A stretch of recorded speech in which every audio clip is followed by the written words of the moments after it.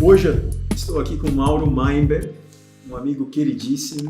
O Mauro foi meu primeiro staffer no Deutsche Bank. A gente vai falar disso daqui a pouco. E aí, Mauro, tudo bem? Tudo bom, Securato? Como é que você está? Bom, um prazer ter você aqui com a gente hoje. Prazer sempre conversar contigo, né?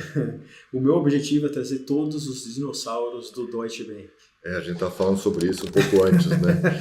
O almoço dos dinossauros do Deutsche Bank. Pois é. Isso entrega a idade, né? Não só a minha barba branca, mas a...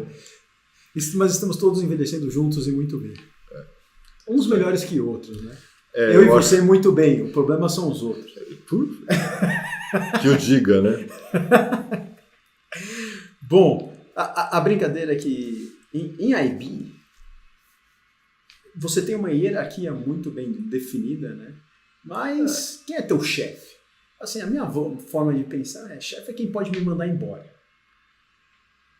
Então o teu staffer não podia fazer isso. Tecnicamente... Ele podia pegar no teu pé, te dar muita dura, te cobrar, tornar tua vida infernal, mas te mandar embora, ele não tinha esse poder. Ele tinha influência. Sim, mas é igual o presidente do banco. O presidente do banco também não consegue te mandar embora. Mas ele... Dependendo da... Ele aperta os botões e chega... Dependendo da grande burrada que você faz para não falar outra coisa, ele te manda embora em 3 minutos. Eu acho que alguns pensaram em fazer isso comigo, inclusive. Mas... Duvido, isso eu duvido. Então, o investment banking é uma coisa meio engraçada, né? Porque todo mundo que está acima de você é meio que seu chefe. Esse cara te manda fazer as coisas, esse cara te manda fazer as coisas, aquele cara manda fazer as coisas. O head da área é quem a gente enxerga como chefe, mas ele também tem o head da região, que depois está mandando nele. Exatamente. E no final das contas tem o cliente, né? Que manda em todos nós, né? Exatamente.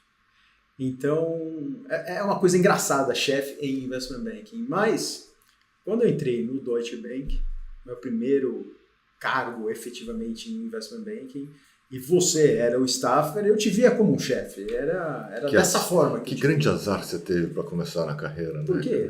Foi uma época maravilhosa. A gente se divertiu muito, né? Então, a gente tá janeiro de 2000. Eu entrei, a gente fez uma entrevista logo em janeiro, foi super rápido, eu comecei dia 1º de fevereiro. Eu tinha começado em junho de 99. Julho de 99. Entrei no Deutsche Bank, Mauro Meinberg, staffer do Execution Group, minha primeira referência como chefe, tem um carinho incrível, me ajudou pra caramba, me apertou bastante também. Não apertei nada, cara, sempre fui mole. Não vem com essa história, não. Eu era dos bonzinhos. Era um dos bonzinhos, mas é aquele bonzinho assim, Securato, vai lá, faz isso daqui que é muito legal. Puta, mico! Não, mas essa é parte do aprendizado. Aprendizado de resiliência, aprendizado de que você faz muito trabalho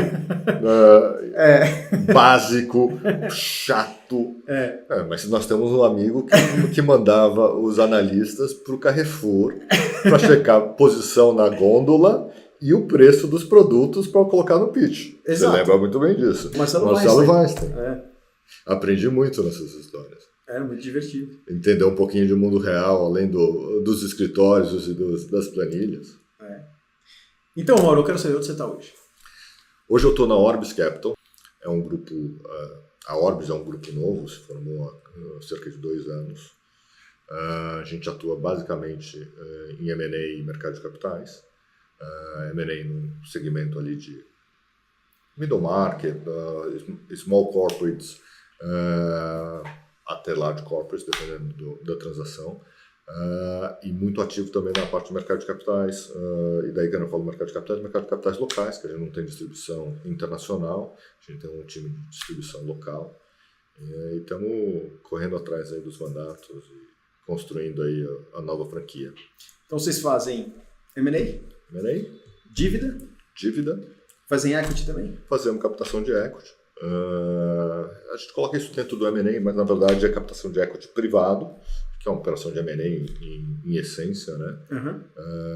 Não fazemos equity público, porque esse é um jogo dos grandes bancos de investimento. Né? Quantas pessoas? 22 pessoas. Time grande. Começamos com 8 e ao longo desses últimos 4, 5 meses a gente cresceu o time para para 22 pessoas, são 8 sócios sêniores, 7 sócios sêniores, numa combinação interessante.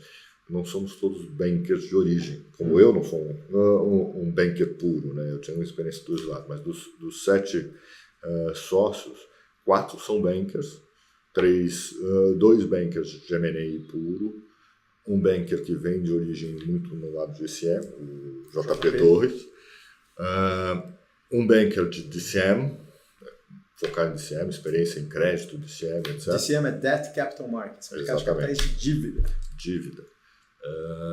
E os outros 2 são ex-executivos de diferentes setores. Um dos sócios trabalhou muitos anos no mercado de tecnologia e logística, construiu e montou e expandiu negócios nesse setor. E o outro é um executivo que vem da área de telecomunicações, foi CFO da Telefônica no passado, daí atuou como advisor em papéis financeiros de outras companhias, e hoje é o nosso sócio que cuida de toda a execução dos nossos livros. Que top! Você me fez lembrar. No final desse mês, a gente está em julho, né? O episódio vai pro ar mais para frente, mas no final de julho e no final de janeiro, a gente tem o fechamento do Investment Banking Bootcamp da Bankers Academy. Nesse fechamento, a gente tem os 5 melhores campers apresentando suas análises setoriais. Opa! Então, são basicamente as pessoas que se desenvolveram mais, que mais me impressionaram dentre as 20 e poucas pessoas. São 20 e poucos. 20 e poucos campers. Então, eu queria são 20 setores diferentes? 20 setores diferentes. Olha, interessante. Bizarro. A gente não cobra 20 setores, mas eu vou vir para pelo menos os principais. Mas o último dia são só os 5. São só os 5. Eu assisto todos os 20 setores, passo o feedback, seleciono os 5 melhores, eles implementam o meu feedback e aí apresentam aqui ao vivo para toda a turma os 5 melhores. Interessante. E eu queria convidar você ou o seu staffer, alguém da Orbis, para acompanhar e ver. De repente, vocês podem até se interessar em entrevistá-los e recrutá-los. Citi já confirmou, vai mandar o staffer deles. E a gente costuma trazer outros staffers, outros bankers para assistir. O nosso staffer fica em Madrid. Ele fica em Madrid? O nosso sócio, o Rodrigo, é o único sócio que não está em São Paulo. Hoje ele está em São Paulo, a gente está no almoço junto. Legal. Mas ele mora em Madrid. E tem uma curiosidade interessante, nós temos uma TV como essa na nossa sala, né? É uma sala grande, um salão grande com todos os bankers, todos os analistas, o time de distribuição, e nós temos uma TV ligada 24 horas por dia no Teams. Mas fica com a cara dele ali? Ele fica conectado o dia inteiro. Primeiro ele tem uma maluquice que ele começa a trabalhar às 11 horas, meio-dia de Madrid. E sai à meia-noite todo dia em Madrid, porque até 6, 7 horas da noite, no mínimo, tem alguma coisa muito ativa acontecendo no escritório. Então ele está conectado ali. Eu fico imaginando a cabeça do cara ouvindo 20 outras pessoas numa outra sala o tempo todo pelo vídeo. Ele é o meu herói, cara. Ele é o meu herói. Fora que explicar pra mulher por que ele chega em casa todo dia à meia-noite nesse estágio de carreira. Quando a gente tinha 20 e poucos anos... Era normal. A mulher nem perguntava, já sabia que você estava ali trabalhando. Mas o coitado tem quase 50 anos e tá todo dia até a meia-noite no escritório. Caramba! Incrível. Bom, enfim, se ele quiser assistir, a gente providencia um link para ele assistir. Não, ótimo.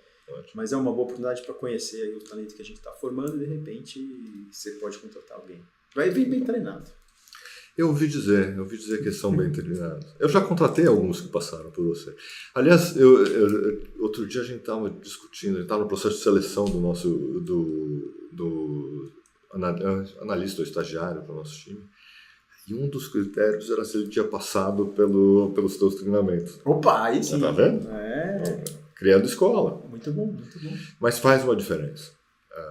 Eu tenho um outro amigo que o filho veio fazer está indo começar num desses bancos de investimento agora recentemente, e ele no semestre anterior veio fazer, não sei se o bootcamp ou algum dos seus cursos de investment banking, justamente para preparar para o processo de entrevista. Então, a turma chega diferente, né? Na nossa época, você mal sabia contabilidade. Não, contabilidade você sabia segurar. Não, eu sabia. Mas a gente conhecia muito menos. E os analistas que a gente contratava, a gente ensinava muito on the job.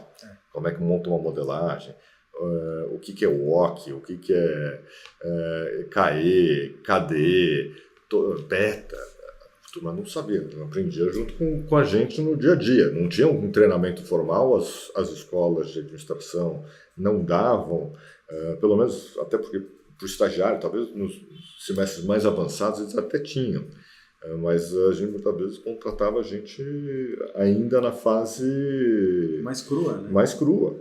Sabia um pouco de contabilidade, sabia um pouco de análise econômica, mas não tinha os conceitos que a gente usa no dia a dia aí no mundo de finanças. Né? Top. Bom, obrigado. Vamos estreitar essa parceria que acho que tem muita coisa boa para você. E Mauro, então você está back to IB. Back to IB, depois de quase 12, 15 anos. Eu saí, o meu último papel como IB, né? Já num papel mais de gestão, foi no Banif, né? Sim. Eu me envolvia nas transações, mas já tinha um papel muito mais de CEO da operação do Banif no Brasil. Então não estava tão ligado no IB, né, como banker, né? Que é o que eu volto a fazer hoje. Eu saí de lá em 2010.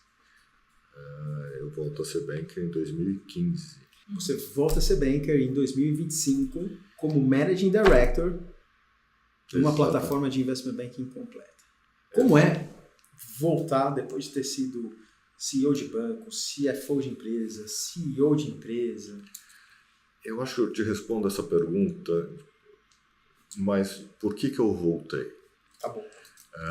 E esse talvez seja um papo interessante, porque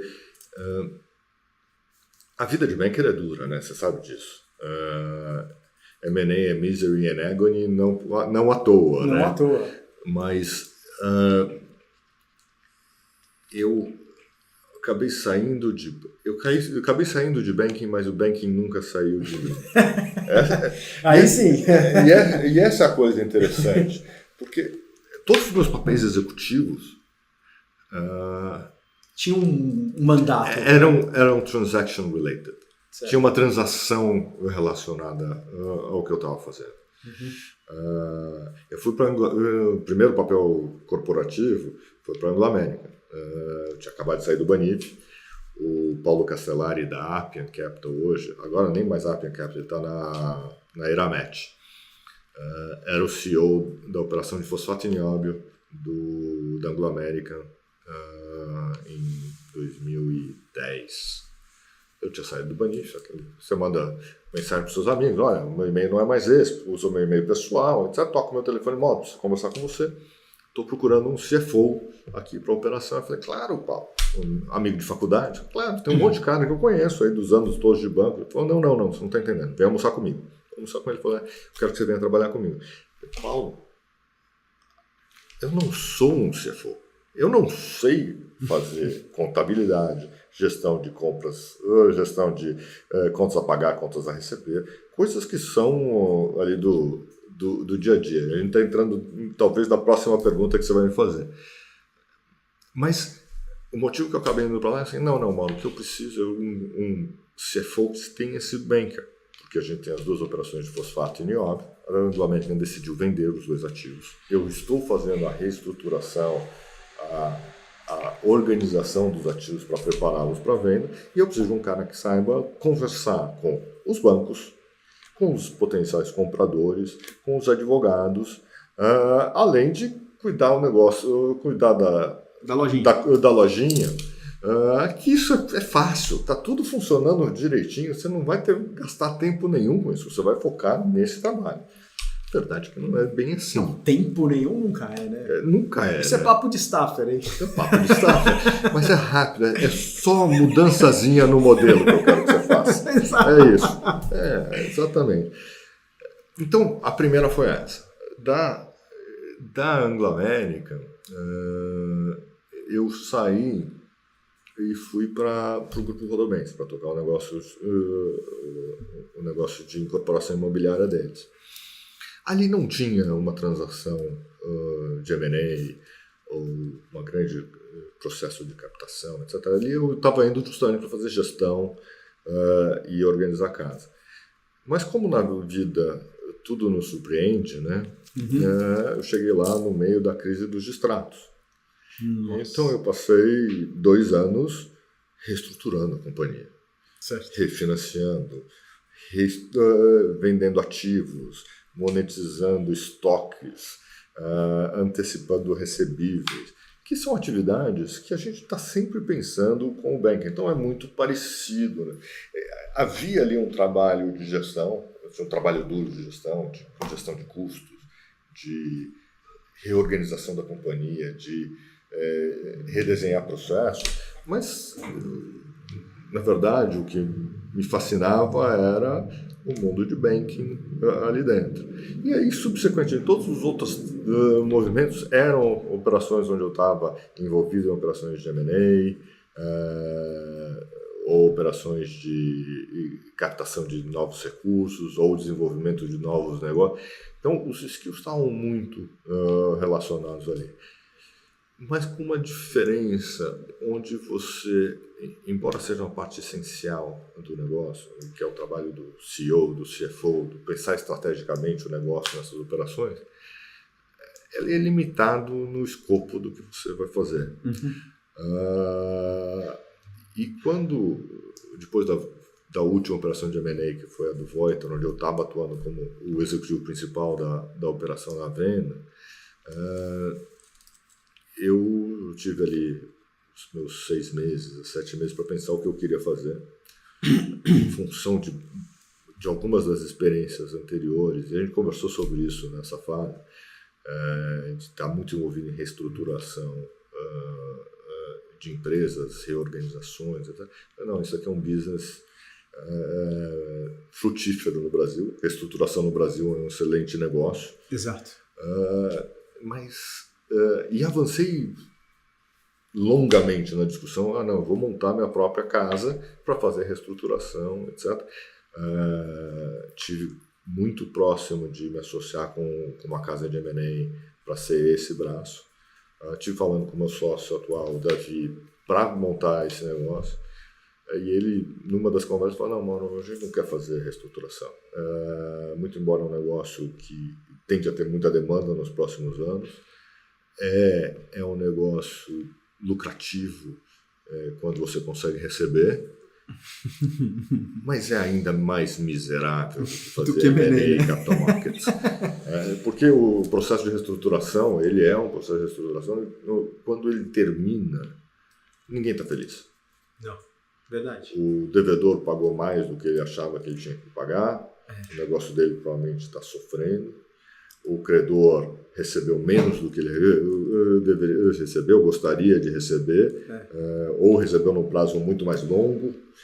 Não tem ninguém feliz. Não. E você cobrar um FII quando ninguém está feliz é bem mais difícil. Né? E acho que a conversa que eu tive com o Davi num dos momentos que a gente teve junto no final do ano foi justamente essa. Eu falei: tá bom, é verdade. E eu voltei para casa, estava conversando com a minha esposa, com a Paula, e ela falou assim: Mauro, mas o que você gosta de fazer é Deus. Olha tudo que você fez na vida, você estava sempre focado em estruturar um projeto que era a venda de alguém, uma captação de um recurso. É o que te brilha os olhos. O caminho da vida te levou a fazer coisas diferentes e que são extremamente valiosas no que eu sou hoje como banker.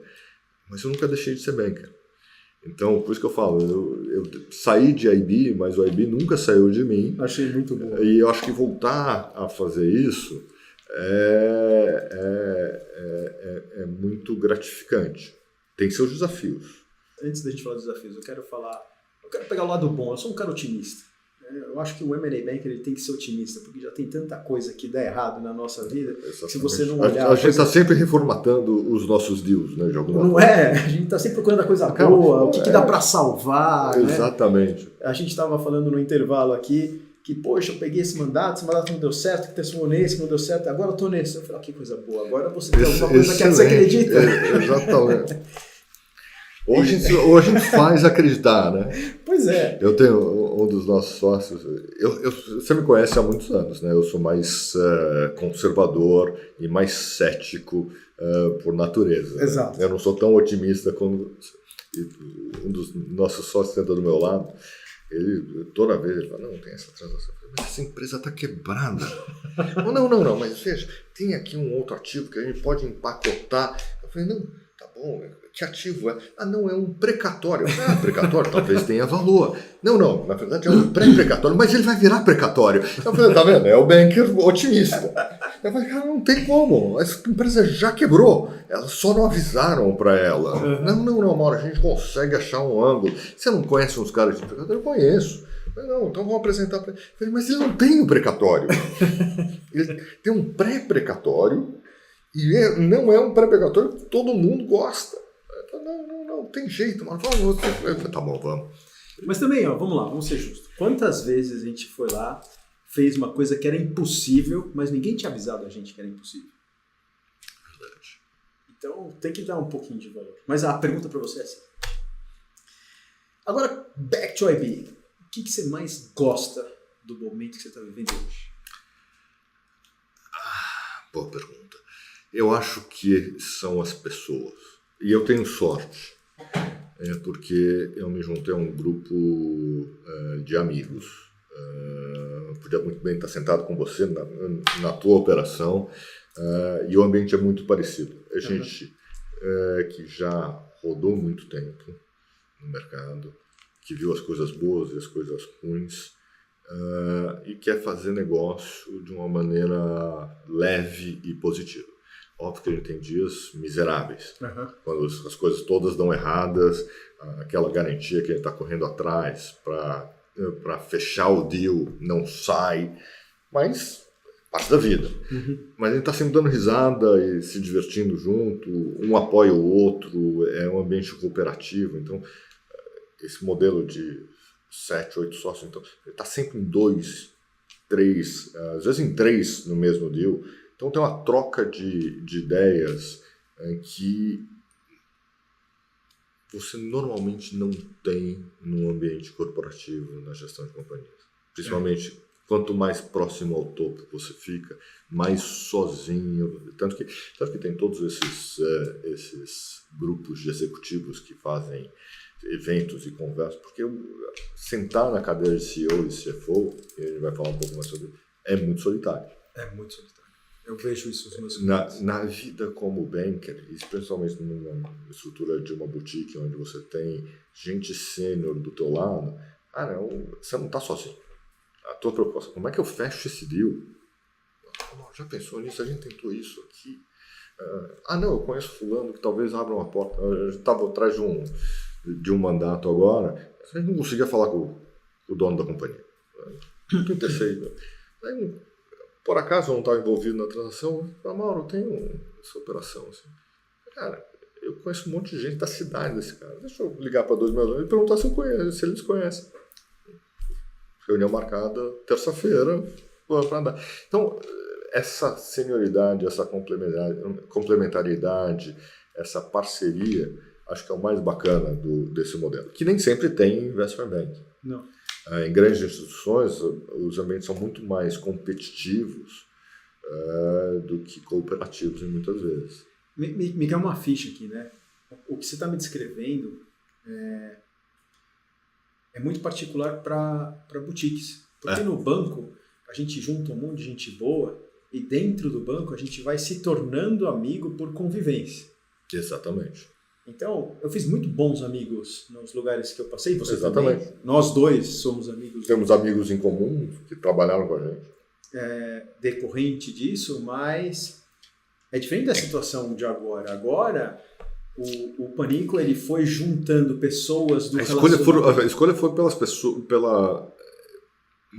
Óbvio, tem características técnicas de como é que você monta essa partnership, mas as características pessoais e de forma de trabalhar são até mais importantes do que as técnicas do ponto de vista. Você consegue achar 2 ou 3 caras com as mesmas capacidades técnicas. Talvez você não encontre talvez muito menos 2 com as mesmas características pessoais e interpessoais com as técnicas para fazer essa junção. Acho que essa é a diferença. E isso é invejável. Vocês conseguiram ter uma liga entre 6, 7 sócios, com pessoas muito boas e pessoas muito do bem, né? Exatamente. Isso é muito legal.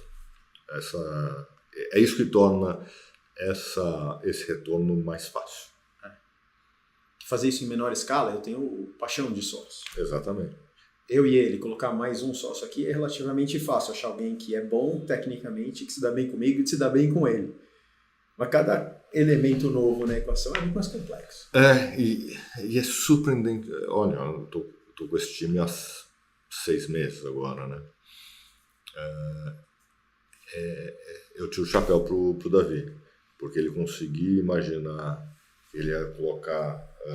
na verdade, já tinha um grupo de 4 que eram os fundadores originais, trazer mais 3 que se encaixam bem no grupo e se encaixam entre si, e por incrível que pareça, né? Nenhum de nós 3 novos se conhecia, nenhum desses 3 conhecia nenhum dos outros 3 sócios além do Davi. O Davi é o elo comum de todo mundo. Entendi. Ele conseguiu fazer algo especial do ponto de vista de encontrar pessoas que são complementares e que vão ter a mesma forma de trabalhar. Maravilhoso. Agora sim, eu quero saber os desafios. O maior desafio é se reconectar. O trabalho do banker é 99% hunting, né? E eu acho que é esse o desafio para quem era executivo, reconectar toda a rede. Você tem a rede, mas qual é o ângulo, como fazer, qual é a melhor forma? Acho que esse é o maior desafio para mim. Talvez para outras pessoas seja mais fácil. Eu sou um cara mais introspectivo por natureza. Então, fazer um cold call, não um cold call, mas ligar para um conhecido teu que você não fala há muitos anos, take a meeting, eu vou te contar um monte de história bonita que eu quero vender a sua companhia, é algo que eu faço com mais cautela. Naturalmente, ao longo dos meses, eu venho me soltando a fazer isso mais naturalmente, que é parte do business. Eu acho também que tem uma responsabilidade diferente, né? Então, você já é um banker bastante sênior no mercado. Você cultiva esses relacionamentos de muitos anos. Então, você quer estar na frente dessas pessoas com alguma coisa bacana, com alguma informação, com algum ponto de vista, com algum ângulo. E assim, seria muito fácil você sair ligando para todo mundo, mas aí você faz o quê? E a segunda reunião vai ser como? Não, exatamente. Você precisa ter uma boa primeiro reconexão para iniciar um diálogo estratégico. A primeira conexão, às vezes, é até a mais fácil, né? Porque o que vocês estão fazendo? Onde é que vocês estão? Quais são os desafios da tua companhia? Quais são os próximos passos? O que você está pensando? Quais são as necessidades? Você acaba buscando a segunda reunião, sair, cara, mas não tem uma ideia aqui. Tá certo que a gente tem daí um monte de gente boa para gerar um monte de ideia, a gente consegue eleger 2 ou 3 que faz sentido e volta para conversar com o cliente, o prospect daquela ideia. Muito legal. Boa sorte nesse seu novo mandato de Investment Banker. Espero que você tenha muito sucesso. Estou torcendo para todo o time, que eu conheço vários desses sócios e admiro todos. Tem um desafio grande, né? É um ano desafiador do ponto de vista de mercados para as operações, né? Eu estou sentindo isso também. O mercado um mundo de taxa de juros de 15%. Torna as avaliações de qualquer companhia muito deprimidas. Então, perspectivas dos vendedores continuam sempre mais altas, como sempre. Eles ainda vivem em taxas de juros muito mais baixas, ou viram avaliações que às vezes eram 2, 3 vezes maiores do que hoje estão ouvindo, porque a taxa de desconto muda e automaticamente muda o valor dos negócios. E os compradores, ninguém vai fazer um negócio esperando uma redução de taxa de juros material nos próximos anos. Essa é a realidade hoje. Eu preciso alocar meu capital considerando essa realidade. Então fica muito mais difícil fazer transações de M&A nesse momento. Né? Mas elas saem. Saem. Eu acho com muita força, muito carinho, muita paciência. A incerteza política também atrapalha muito, porque aí o empreendedor, o empresário, o investidor, ele prefere esperar, né? Eu não preciso comprar isso agora, espera 6 meses, ver o que vai acontecer com as eleições, e aí você se posiciona.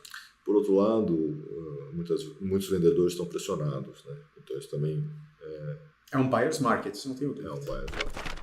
Talvez você está interessado numa carreira em Investment Banking. A dica que eu dou é: faça o Investment Banking Bootcamp. Esse é o único programa do mercado que simula o dia a dia de um analista de Investment Banking.